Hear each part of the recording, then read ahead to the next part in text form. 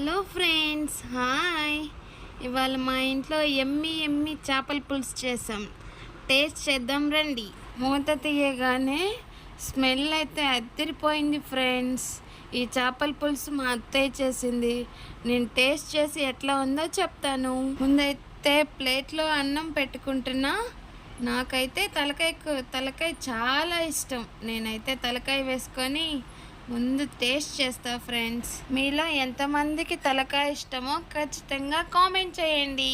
దానితో పాటు ఒక ముక్క అయితే వేసుకున్నా ఇంకా టేస్ట్ చేసేస్తాను. పులుసుతో అన్నం కలుపుకొని తలకాయ తీసుకొని ఆ ముద్ద నోట్లో పెట్టుకుంటే సూపర్గా ఉంది ఫ్రెండ్స్.